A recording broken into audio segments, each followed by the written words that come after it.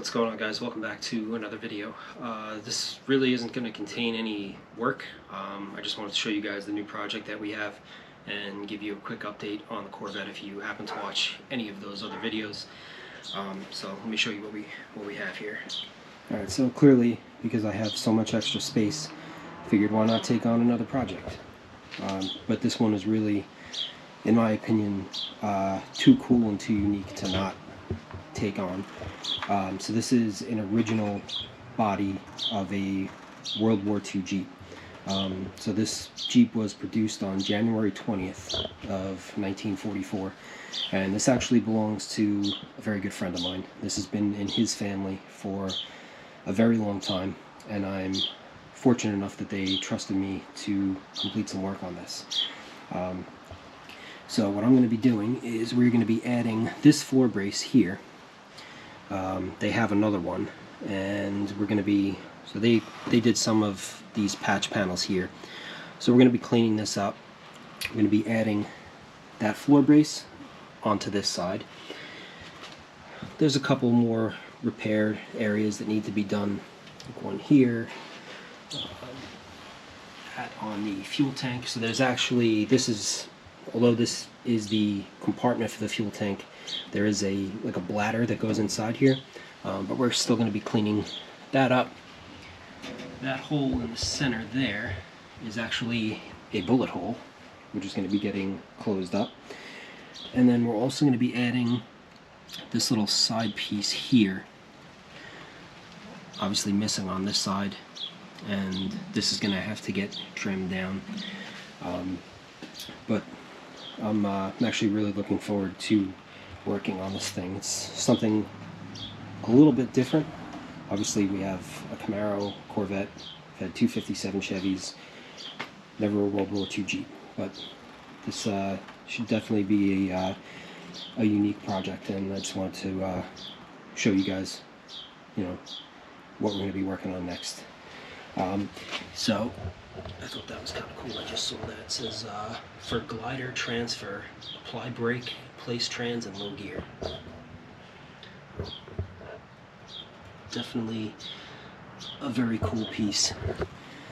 I'll put the picture up now. So this Jeep was not actually used in the movie, but it was used as a promotional item for the movie Saving Private Ryan. And obviously you can see in the picture Tom Hanks is sitting on the fender of this thing, so it's probably his fault that it's all rotted out. But now my friend has the frame, the engine, transmission, drivetrain, the fenders. He basically has everything for this to put it back together. Obviously it's not here, so we don't have the room, and I'm just going to be performing the repairs on the underside of the Jeep. Alright, so I'm told from my buddy that owns this that this was actually used.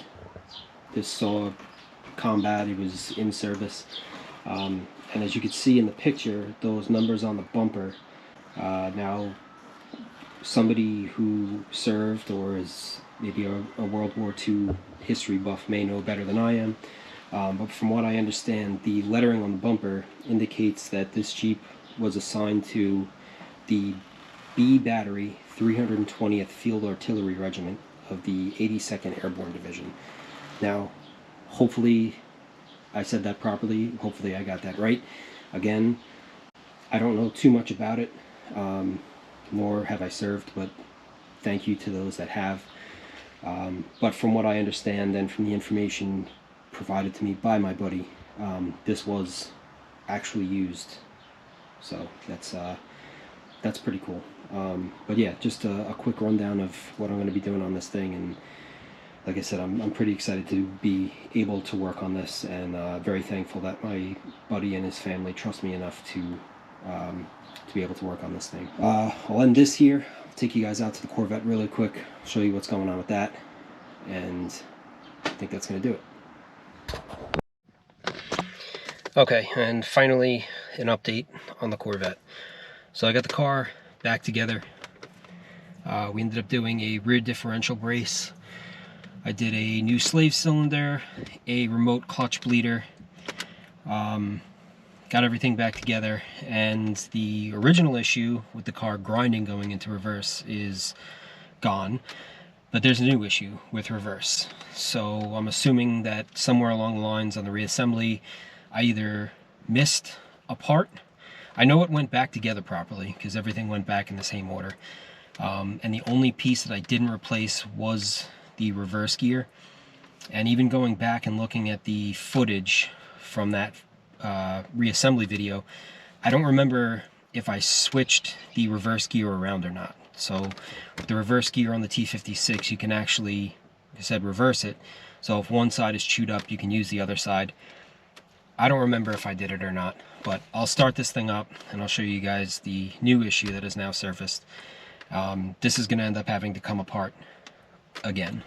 So definitely frustrating, but unfortunately, whether it's this car or really anything you work on, things happen, and whether it was me rushing to get the car back together or just not paying attention to something, you know, for those of you who watch the video or may be having the same issue, I don't want to lie to anybody and tell you that it's 100% fixed when it's not. So I'll fire this thing up and I'll show you what it's doing now.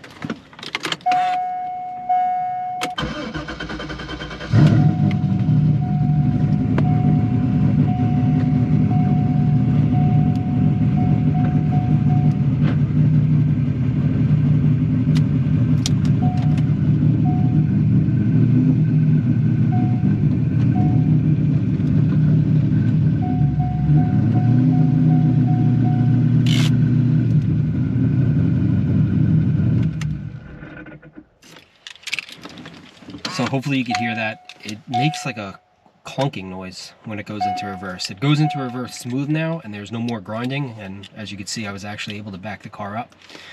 But that noise is definitely not good, so we'll have to address that. In addition to that, this is the car that keeps on giving. It's now throwing a check engine light, and I have 3 separate codes.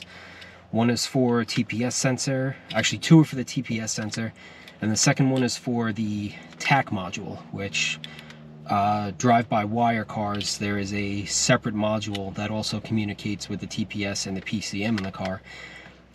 So there's an issue with one of those. That's also going to have to be addressed. But for now, like you saw in the first part of the video, I have another project.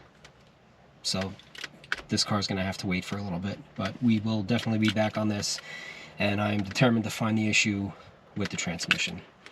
So see what happens. Alright guys, so thank you for watching this short video. Hopefully this Jeep is something that you guys would be interested in. Like I said, it's a little bit different than what I have done in the past, but I'm looking forward to it, and hopefully you guys are too. So again, thank you for watching, and I'll see you soon.